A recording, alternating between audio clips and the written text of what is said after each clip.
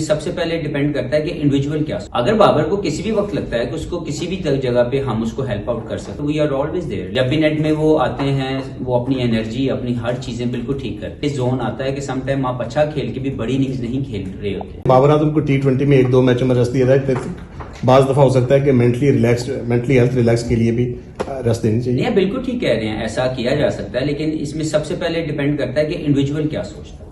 अगर आपका इंडिविजुअल जो भी वो प्लेयर, जैसे शाहीन के पास जब ये ऑप्शन थी तो उसकी बॉडी सोर थी, ही स्पीक अप, मुझसे ऐसा बात की कि मुझे हफीज भाई ये मेरी बॉडी ये रिस्पॉन्ड कर रही है।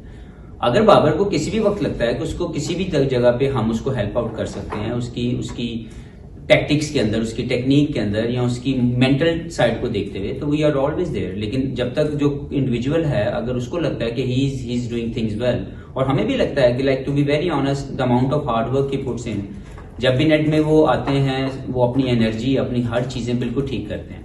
लेकिन वो खेल भी अच्छा रहे हैं, ऐसा नहीं कि जब वो ग्राउंड में जा रहे हैं तो वो अच्छा नहीं खेल पा रहे।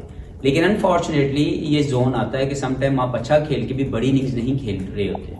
मुझे लगता है कि बाबर की वो एक बड़ी इनिंग्स उसको बहुत से कॉन्फिडेंस को वापस लेके आएगी। वो उनके मसल मेमोरी ऑलरेडी मौजूद है, लेकिन थोड़ा सा मुझे लगता है कि एक बड़ी इनिंग्स जो है रिक्वायर्ड है, which I hope he will play very soon. Last Daniyal and sir, फिर भाई अब ये सीरीज खत्म हो गई है तो पूरी तरह हम देख सकते हैं दोनों साइड्स के जो फास्ट बॉलर्स हैं, ऑस्ट्रेलिया के ये भी फास्ट बॉलर वर्ल्ड कप भी खेला है इन्होंने।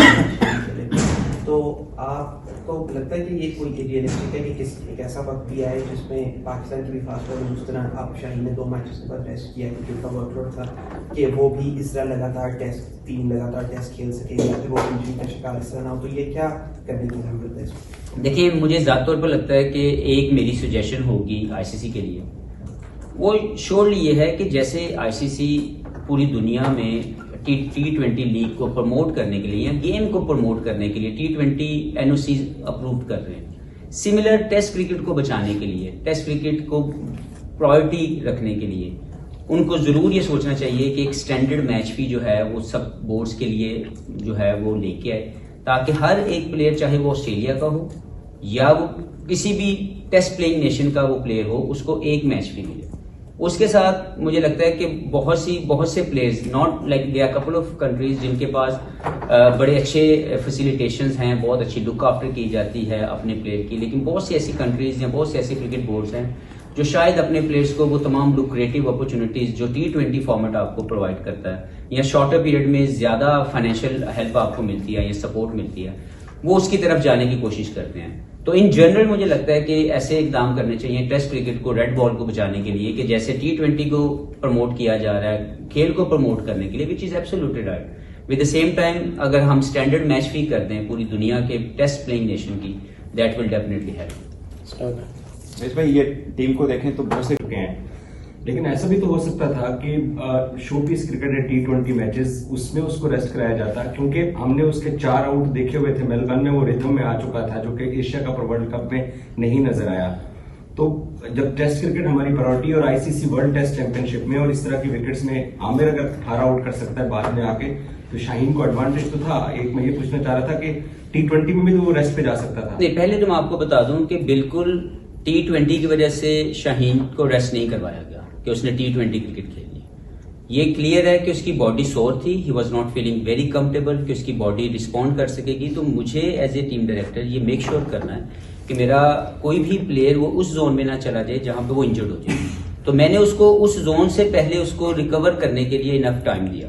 दूसरी जो आप बात कर रहे हैं कि जो हमारी कनेक्टिंग सीरीज है, वो क्योंकि उसके कप्तान भी हैं और ऑब्वियसली उसमें से पूरा उसको ऑफ करना भी बड़ा मुश्किल था कि वो पूरी सीरीज कैसे उसमें से लेके, अगर कप्तान अनाउंस हुए हैं तो उन्होंने जब खेलना है तो उन्होंने एज ए कप्तान खेलना है। तो अगर वो सीरीज ना होती तो फिर आई कुड पुश हिम, क्योंकि मुझे ये लगता कि शायद उसको अगर वो ये, लेकिन फिर भी शायद डिसीजन यही होता टू बी वेरी ऑनेस्ट, क्योंकि अगर एक प्लेयर वो ये समझ रहा है कि उसकी बॉडी सोर है और वो अल्लाह ना करे उसके ऊपर लोड इतना पड़ सकता है कि वो इंजरी जोन में चला जाए, तो मुझे ये मुश्किल डिसीजन करना पड़ा कि एक प्लेयर को मैं उस जोन में ना लेके जाऊं जहां पे वो तकलीफ में आ जाए। लेकिन आई थिंक कि जो आगे आने वाली सीरीज होगी, जब भी शाहीन का वो वर्कलोड मैनेजमेंट और उसकी बॉडी रिस्पॉन्ड करेगी, definitely he will play the game. आपने इन 3 टेस्ट मैचेस की अगर हम बात करें, आपने मेलबर्न में हारने के बाद कहा था 80 रन से हम हारे थे, आपने कहा था हम अच्छी क्रिकेट खेल के हारे हैं। तो पर्थ, मेलबर्न और यहाँ पे आज हमने 43 ओवर सेकंड इनिंग्स में खेले हैं और पिछले 2 टेस्ट मैचेस में दूसरी इनिंग्स में हम 40 ओवर भी नहीं खेल सके हैं। तो अभी भी पाकिस्तान की जो टेस्ट क्रिकेट में जो सेकंड बैटिंग आ रही है, हमारा 40 ओवर भी मुश्किल से सर्वाइव करना पड़ रहा है। तो इसमें अच्छी क्रिकेट कहाँ हुई है? देखिए, मैं ज्यादा तौर पर समझता हूँ कि अच्छी क्रिकेट खेली है पाकिस्तान ने। मैं फिर आपको ये कहूंगा कि पाकिस्तान ने अच्छी क्रिकेट खेली है। देवर सम मोमेंट्स जो हम नहीं ग्रैब कर सके, there were some mistakes we made as a team. जैसे कि आपका मेलबर्न के अंदर जो कैचेस ड्रॉप करना है वो आपको कॉस्ट कर गया पूरा match, otherwise it could have been a different story. आप किसी भी रेलिवेंट क्रिकेटर को पूछें या किसी भी ऐसे अंडरस्टैंडिंग वाले बंदे को पूछें, वो यही बताएगा कि हम उस वक्त अपर हैंड थे, but we miss the opportunity. यहाँ पे भी अगर मैं कहूँ कि पहले बैटिंग टॉस जीतने के बाद जो हमारी बैटिंग थी, जो आमिर जमाल ने जो बेहतरीन कारकर्दगी दिखाई, उन्होंने हमें वो स्टेज ला के दे दी जहां पे हम लोग चैलेंज कर सकते थे ऑस्ट्रेलियन टीम को। वहां पे हमारा वो जो कैच छोड़ना दोबारा से फिर हमारे जो है वो हमें तकलीफ में ले गया। हम लोग वो जो विनिंग मोमेंट्स थे हमने वो मिस किए और हमने वो अपॉर्चुनिटी जो हमारे पास थी उसको ग्रैब नहीं किया। तो ओवरऑल क्रिकेट अच्छी खेली, मिस्टेक्स की जो मैंने आपसे बात की। और जो दूसरी बात आप कह रहे हैं कि दूसरी इनिंग्स, यस, वही प्लेयर अगर पहली इनिंग्स में अच्छा खेलता, दूसरे में अच्छा नहीं खेलता, तो there something we need to understand कि प्लेयर को भी उसके अंदर जो है स्टेप अप करना है। क्योंकि पहली इनिंग्स और दूसरी इनिंग्स खेलने की जो माइंडसेट है, जो एक फटीग लेवल आपकी बॉडी में जाता है, उसके बाद जब आप रिस्पॉन्स करते हैं तो that is also something we need to work on.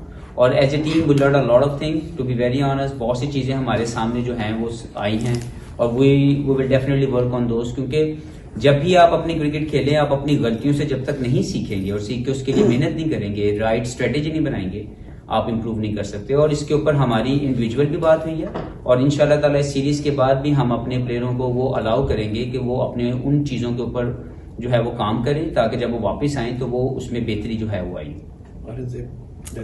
मगर ऐसी कई खबरें आप तक भी पहुंची होंगी कि आप बड़े सख्त डायरेक्टर हैं और शायद कभी खिलाड़ी को डांट भी देते हैं। थोड़ा क्लियर करेंगे ऐसा कि कभी कुछ ऐसा हुआ है? नहीं, कभी भी नहीं हुआ। पहले तो मुझे नहीं आइडिया कि खबरें आप तक कैसे पहुंची हैं। मैं इनका सबसे पहले दोस्त हूं, उसके बाद मैं इनका रहनुमा हूं। मैं कोशिश करता हूं कि वो तमाम टैक्टिक्स, वो तमाम चीजें जिससे पाकिस्तान टीम बेहतर हो सकती है, एक राइट फार्मूला, एक राइट मैनेजमेंट इनकी मैं कर सकूं, इनको हर बेस्ट फैसिलिटी जो है प्रोवाइड कर सकूं।